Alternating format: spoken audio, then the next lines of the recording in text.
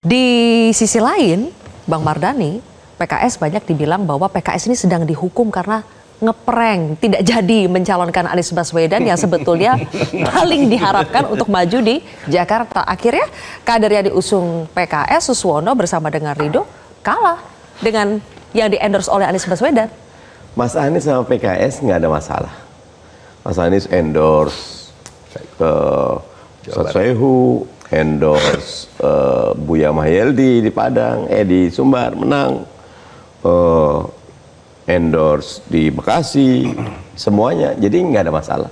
Dan kita memahami bahwa PKS dengan Mas Anies masing-masing paham kita tidak bisa bersama saat ini, kapan waktu kita akan tetap bisa bersama lagi. Dan kami bersyukur di angka 40% perolehan Ridho jauh di bawah target.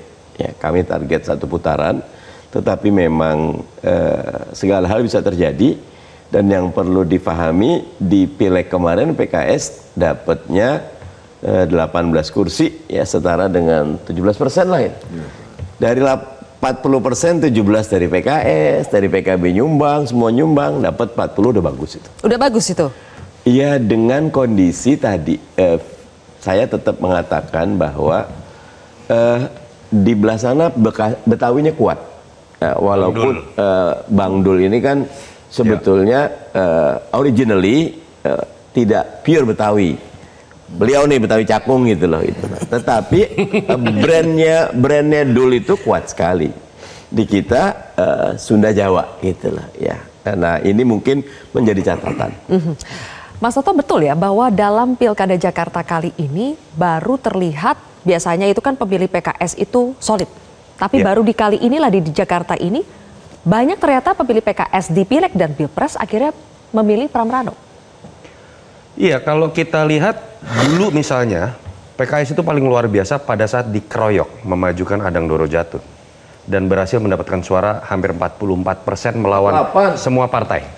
Dan itu yang menurut saya berbeda mungkin terjadi dalam konteks ketika berbicara mengenai pasangan Ridho ini. Kita tahu ada sebuah kisah bahwa Ridwan Kamil harusnya tidak di Jakarta, tetapi atas dasar kesepakatan yang tidak dibicarakan dulu, saya yakin di level DPW atau DPD DKI antar Kim Plus, tapi sebuah keputusan di level atas yang kemudian memasangkan Ridwan Kamil dengan Pak Suswono. Dan saat itu ingat Zilvia, kenapa Ridwan Kamil juga akhirnya mau? Dan mungkin PKS pede saja siapapun yang dimajukan akan tetap menang, karena saat itu sudah disetting lawannya itu kalau nggak kotak kosong ya calon independen. Orang mengatakan ini selesai pertarungan. Dan ketika goncangan terjadi, itu yang saya sebutkan, energinya tidak sebesar seharusnya mereka bertarung di Jakarta, kondisi psikologisnya juga berbeda, dan kita tahu kenapa Kim Plus akan tidak kemudian tetap habis-habisan di Jakarta.